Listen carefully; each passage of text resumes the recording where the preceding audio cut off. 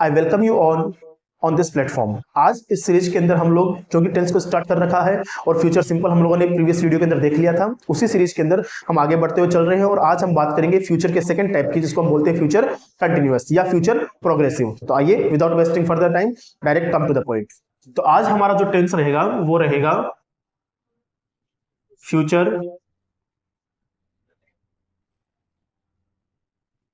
Continuous tense. इसका एक नाम और होता है, अब तक आपको मालूम चल गया होगा, फ्यूचर प्रोग्रेसिव टेंस। क्या नाम होता है इसका? Future progressive tense. ठीक है, और हर टेंस की तरीके से इस टेंस के अंदर भी हम लोग क्या करेंगे, कोशिश करेंगे जानने की और समझने की कि सर रिलेटेड टेंस के अंदर हमारे पास में कौन सी हेल्पिंग वर्ब काम में आनी है और उसी टेंस के अंदर हम लोग कौन सी मेन वर्ब को काम में लेने वाले हैं। हम लोग यही काम करते हुए आ रहे हैं पिछले काफी दिनों से, क्योंकि हम लोगों ने टेंस की सीरीज को स्टार्ट किया हुआ है और टेंस का मतलब एक ही होता है, to know your helping verb and main verb, because tense is what? Tense tells the relation between helping verb and main verb, and in English language helping verb denotes your time and main verb denotes your action. Okay, so you can also say that sir tense tells the relation between time and action, or you can also say that sir tense tells the relation between helping verb and main verb. तो आज हम कोशिश करेंगे future continuous tense को, future progressive tense को discuss करने का। ज्यादा बड़ा नहीं है, छोटा सा है, तो हम कोशिश करेंगे जितने भी इसके डाउट्स बन सकते हैं एक वीडियो के अंदर उसको एक साथ में दूर कर दिया जाए। ठीक है, आइए देखिएगा।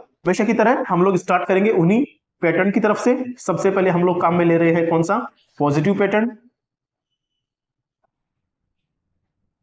फिर हम लोग पढ़ेंगे इसका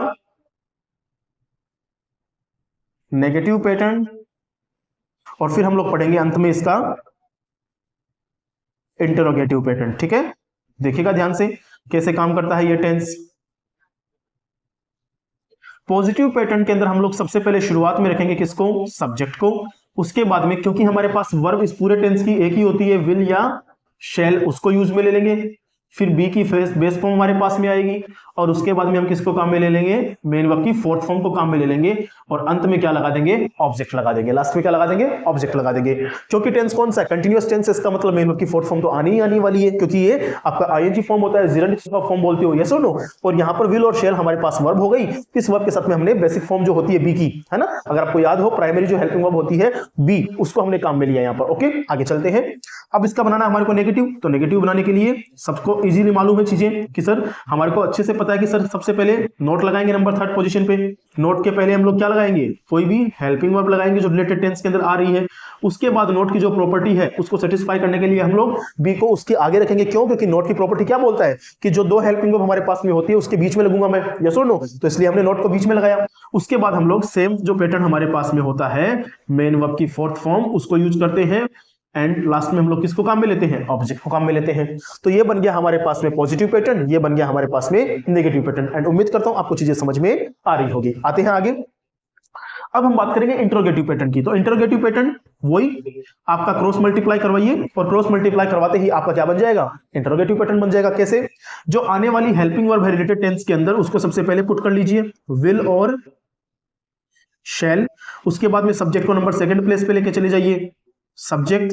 फिर नोट का यूज करना नहीं है बिकॉज सेंटेंस हमारे पास सिर्फ इंटरोगेटिव है। अगर इंटरोगेटिव नेगेटिव होता तो भी हम यूज करते हैं नोट का, अदरवाइज आप डायरेक्ट चलेंगे आगे। बी का यूज करते हुए आप जो है मेन वर्ब की कौन सी फॉर्म का यूज करेंगे? तो मेन वर्ब की फोर्थ फॉर्म का यूज करेंगे और सबसे अंत में आप ऑब्जेक्ट लगाएंगे या क्या लगाएंगे? अदर वर्ड्स, और सबसे आखिर में क्वेश्चन मार्क लगेगा।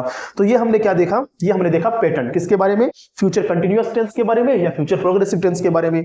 कुछ नहीं करना है, हेल्पिंग वर्ब चेक करनी है और मेन वर्ब चेक करनी है। तो देखो इस टेंस की जो हेल्पिंग वर्ब हमारे पास में होती है वो विल शैल नहीं होती है, विल शैल बी होती है। क्या होती है? Will shall be. Because previous video जो हमने फ्यूचर सिंपल के ऊपर किया था उसमें मैंने आपको बताया था कि फ्यूचर सिंपल की वर्ब कौन सी होती है? विल शैल होती है। यहां पर विल और शैल के साथ में हमें क्या यूज करना है? बी यूज करना है। और बी कहां से जनरेट होता है? इसका ओरिजिनेशन कहां से होता है? तो बी आपका प्राइमरी हेल्पिंग वर्ब होता है। क्या होता है? प्राइमरी हेल्पिंग वर्ब होता है, जो आपका डू बी हैव जो बनते हैं उसमें आपका बेस फॉर्म बनता है। ठीक है, तो ये आपका बी जो है वहां से लिया गया है और उसके बाद में मेन वर्ब की फोर्थ फॉर्म, बिकॉज आपका टेंस कैसा है? प्रोग्रेसिव टेंस है, या तो फिर टेंस कैसा है आपका? कंटिन्यूअस टेंस है, इस वजह से ये मेन वर्ब की फोर्थ फॉर्म लिया गया। फिर नेगेटिव बनाने के लिए हमने नोट का यूज किया। वही तीन प्रॉपर्टी नोट की याद रखिएगा। नोट हमेशा नंबर 3 पे आएगा। नोट अपने से पहले हेल्पिंग वर्ब लेके आएगा और अगर दो हेल्पिंग वर्ब साथ में है तो उनके बीच में लगेगा। ठीक है, I hope that you get all the parameters clearly. Okay, number 3 पे आइए, इंटरोगेटिव कैसे बनाएंगे। तो इंटरोगेटिव बनाने का तरीका, क्रॉस मल्टीप्लाई कीजिए, आने वाली टेंस के अंदर जो हेल्पिंग वर्ब है उसको पहले लेके चले जाइए, फिर सब्जेक्ट को पुटअप कर दीजिए और लास्ट में क्या लगा दीजिए, क्वेश्चन मार्क लगा दीजिए। तो उम्मीद करता हूं अब तक जो है आपको चीजें समझ में आ गई होगी। ठीक है, अब आगे चलते हैं, देखिएगा थोड़ा ध्यान से। कंसेप्ट नंबर नेक्स्ट या कंसेप्ट नंबर 2। ठीक है, अगर आप रेगुलर व्यूअर हैं तो आपको अच्छे से मालूम है कि हम लोग किस प्रकार से अपना पैटर्न फॉलो करते हैं, किस प्रकार से अपनी अप्रोच जो वीडियो के अंदर होती है उसको फॉलो करते हैं। अदरवाइज अगर आप फ्रेशर हैं तो सबसे पहली बात तो यही कि आप इस चैनल को सब्सक्राइब कर लीजिए, सो दैट आपको इंग्लिश से जुड़ी हुई हर छोटी से छोटी और बड़ी से बड़ी जो चीज है आपको टाइम टू टाइम अपडेट के रूप में मिलते रहे। अदरवाइज अगर आपने सब्सक्राइब कर लिया है तो आप प्रीवियस वीडियो जरूर देख के आइएगा, सो दैट आपको एहसास हो इस चीज का कि हम लोगों के पास में कौन सी अप्रोच होती है और किस तरीके से हम लोग किसी टेंस को पढ़ते टाइम पर उस अप्रोच को लेते हुए साथ में चलते हैं। आइए देखते हैं आगे। अब हम बात करेंगे कॉन्सेप्ट नंबर 2 की। कॉन्सेप्ट नंबर 2 क्या बोलता है कि सेंटेंस में आने वाली, या मैं ये कहूं कि टेंस में आने वाली जो हमारे पास में वर्ब्स होती है, कौन सी, विल और शैल बी।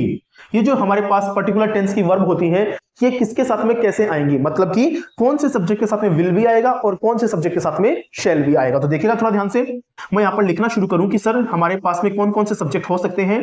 तो देखिएगा, I, we, you, they, he, she, it, name, ये हमारे पास में क्या है, सब्जेक्ट है सारे के सारे। और हमें ये चेक करना है कि किन के साथ में जो है विल भी आएगा और किसके साथ में शैल भी आएगा।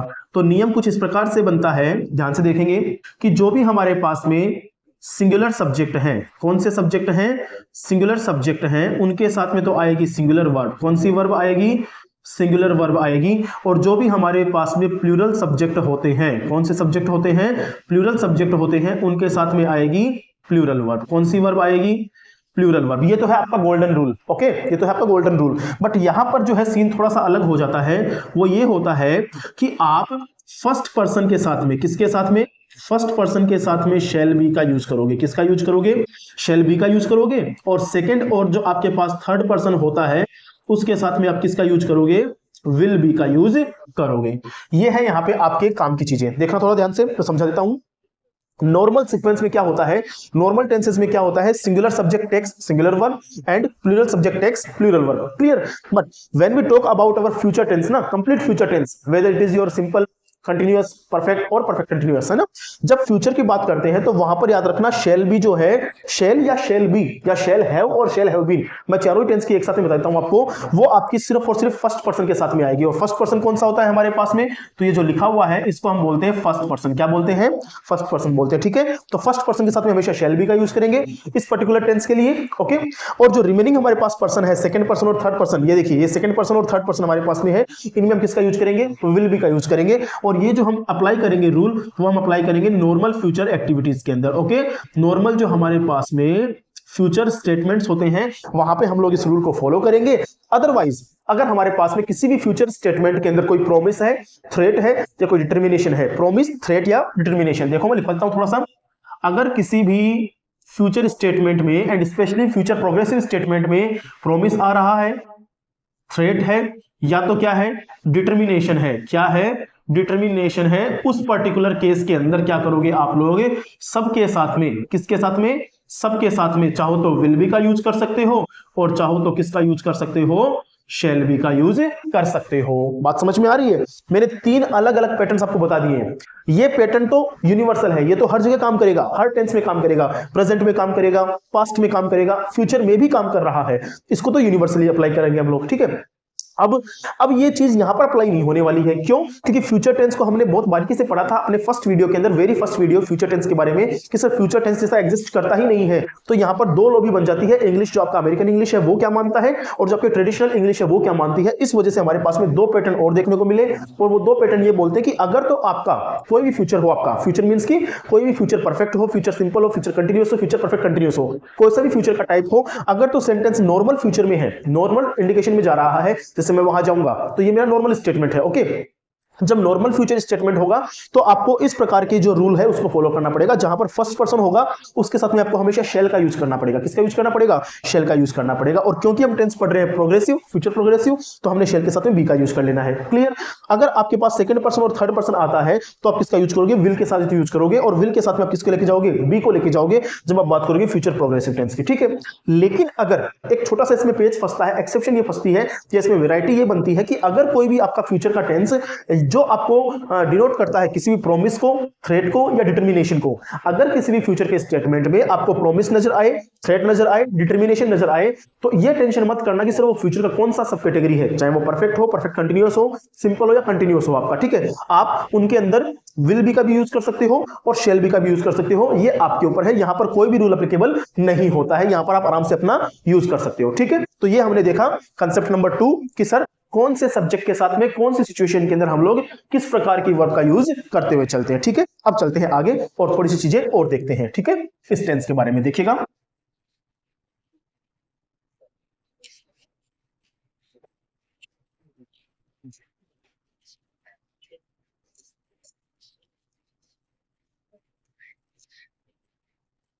अब एक वही पुरानी चीज हमारे पास में जो आई है वो क्या है? वो ये है कि कॉन्सेप्ट नंबर 3 ये बोलता है कि जो भी हमारे पास में डायनेमिक वर्ब्स होती हैं, कौन सी वर्ब्स होती हैं? डायनेमिक वर्ब्स हमारे पास में होती हैं, उन्हीं को हम लोग क्या करेंगे? इस पर्टिकुलर टेंस में काम में लेंगे। डायनेमिक वर्ब्स मतलब कि वो सारी की सारी वर्ब्स जो आपकी डायनेमिक है, जो स्टेटिव नहीं है, जिसमें डूअर कोई एक्शन करता हुआ सामने नजर आता है, प्रत्यक्ष नजर आता है कि हाँ डूअर ने एक्शन किया है। जैसे मैं पढ़ा रहा हूं तो पढ़ाना क्या है? मेरा एक एक्शन है, लेकिन वो कौन सा एक्शन हुआ? तो डायनेमिक एक्शन हुआ। इसका मतलब मैं पढ़ा रहा हूं तो आपको नजर आ रहा है, लेकिन मैं आपको जानता हूं। अब जानना कहां है? जानना कहां है? कहीं पर भी नहीं है। तो इसका मतलब कुछ वर्ब्स हमारे पास में कैसी होती हैं? तो कुछ वर्ब्स हमारे पास में होती हैं स्टेटिव वर्ब्स। कैसी वर्ब्स होती है?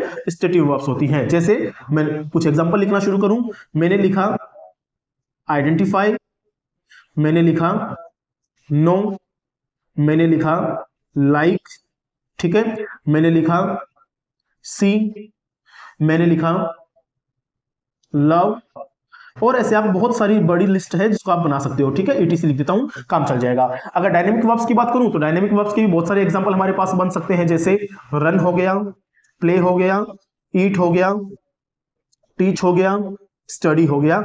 ऐसे बहुत सारी चीजें हमारे पास में बन सकती है। तो कहने का मतलब यह है कि टेंस आपका कोई सा भी हो, प्रेजेंट के 4 बताए, पास्ट के 4 बताए और फ्यूचर के 4 हम लोग पढ़ेंगे अभी। ठीक है ना, जिसमें हम सेकंड वाला पढ़ रहे हैं। अगर 12 टेंसेस में किसी भी टेंसेस के नाम में कंटिन्यूअस आता है, कंटिन्यूअस आता है, इसका मतलब उस प्रॉपर केस के अंदर, उस पर्टिकुलर केस के अंदर हम लोग हमेशा डायनेमिक वर्ब्स का यूज करते हैं। कौन सी वर्ब्स का यूज करते हैं? डायनेमिक वर्ब्स का यूज करते हैं, स्टेटिव वर्ब्स को काम में नहीं लेते हैं। ये आपका कॉन्सेप्ट नंबर 3 होता है, इसको याद रखना है। जैसे एग्जांपल के लिए आई विल प्ले चलेगा, आई विल रन चलेगा, आई विल ईट चलेगा, आई विल टीच चलेगा, आई विल स्टडी चलेगा। लेकिन आई विल आइडेंटिफाई या I will identifying, okay, I will knowing, I will be knowing, I like be, I will be liking, okay, I will be seeing, I will be loving और I will be hating. Because हम progressive की बात करें तो ING लगेगा, तो यहां पर आईएनजी इनमें हम नहीं लगाएंगे। क्यों? क्योंकि स्टेटिव वर्ब्स के अंदर कभी भी आईएनजी फॉर्मेशन नहीं होता है। मैं रिपीट करवा देता हूं फटाफट से एक बार। स्टेटिव वर्ब्स के अंदर कभी भी जो है वो आईएनजी फॉर्मेशन रिपीट नहीं होता है, उसका आईएनजी फॉर्मेशन नहीं बनता है। याद रखना, सिर्फ और सिर्फ डायनेमिक जो वर्ब्स हमारे पास में होती है उन्हीं का आईएनजी वर्जन बनता है। तो उम्मीद करता हूं आपको कॉन्सेप्ट नंबर 3 भी समझ में आ गया होगा। आगे चलते हैं।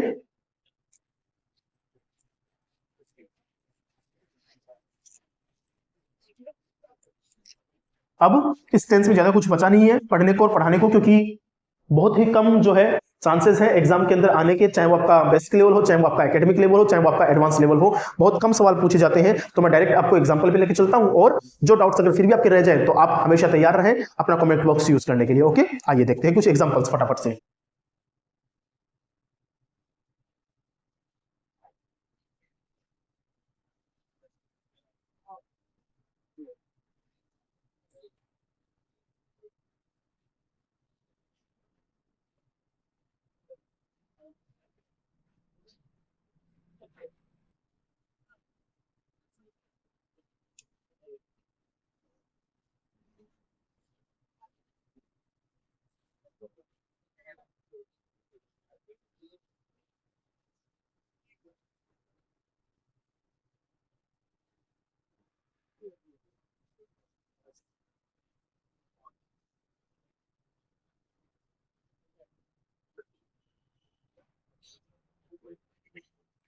हाँ जी, देखिएगा दो एग्जांपल लिए हैं और दो एग्जांपल के थ्रू हम लोग कोशिश करते हैं समझने की कि सर फ्यूचर कंटिन्यूअस टेंस या फ्यूचर प्रोग्रेसिव टेंस कहाँ पे काम में आता है। पहला, she play there tomorrow at this time, कल इस समय वो क्या कर रही होगी, खेल रही होगी। ठीक है, तो हम लोग क्या यूज करेंगे शी के साथ में, हम लोग क्योंकि थर्ड पर्सन है तो हम लोग यूज करेंगे शी विल बी और फिर हम यूज करेंगे प्लेइंग।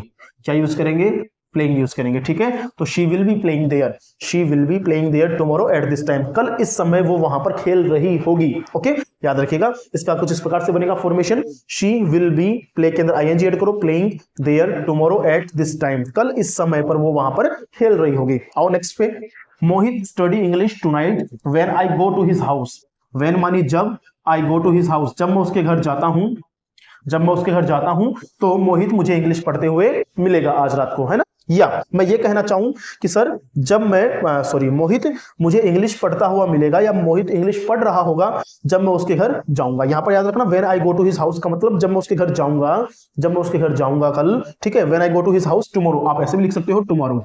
ठीक है, या टू नाइट भी लिख सकते हो क्योंकि टू नाइट का ही बात है यहाँ पे, है ना। तो when I go to his house tonight, जब मैं आज उसके घर पे शाम को जाऊंगा तो मोहित मुझे इस टाइम पर क्या करता हुआ मिलेगा, इस टाइम मतलब आज रात को क्या करता हुआ मिलेगा, मोहित स्टडी करता हुआ मिलेगा। ठीक है, कर रहा होगा, इस वजह से क्या लगाएंगे हम लोग मोहित के साथ में, विल बी स्टडिंग। क्या लगाएंगे, विल बी स्टडिंग लगाएंगे। तो उम्मीद करता हूं आपको ये छोटा सा video related future continuous tense के बारे में समझ में आया होगा। ज्यादा इसके अंदर कुछ चीजें है नहीं, समझने और समझाने के लिए बहुत सिंपल सा एक आपका टेंस बनता है जिसमें आपको सिर्फ और सिर्फ पैटर्न्स याद रखने हैं, ज्यादा सवाल यहां से बनते नहीं है, इसलिए मैंने आपको बताया भी नहीं है। जिन टेंसेस के ऊपर काम करने की जरूरत थी, जहां पर नेसेसिटी थी, मैंने बिल्कुल उनमें टाइम लेकर आपको समझाया है। एक घंटे का मोर देन 1 आवर से आपको मैंने वो पर्टिकुलर एक टेंस आपको समझाने की कोशिश की है और हर एक कंसेप्ट को समझाने की कोशिश की है। लेकिन क्योंकि ये टेंस इतना ही है, ज्यादा इसमें चीजें आती नहीं है, तो आपको भी ज्यादा टेंशन नहीं लेना है। लेकिन फिर भी अगर कोई डाउट आपका इस टेंस के रिगार्डिंग रह जाता है या कोई प्रॉब्लम अगर आपको समझने में हुई हो, तो प्लीज आप हमेशा अपने कमेंट बॉक्स का यूज कर सकते हैं। जैसे आप कमेंट बॉक्स का यूज करेंगे, कुछ क्वेरी डालेंगे, कुछ आपके डाउट्स डालेंगे, मैं कोशिश करूंगा उन क्वेरीज और उन डाउट्स को सोल्व करने की as soon as possible. But till then enjoy yourself, thanks lot.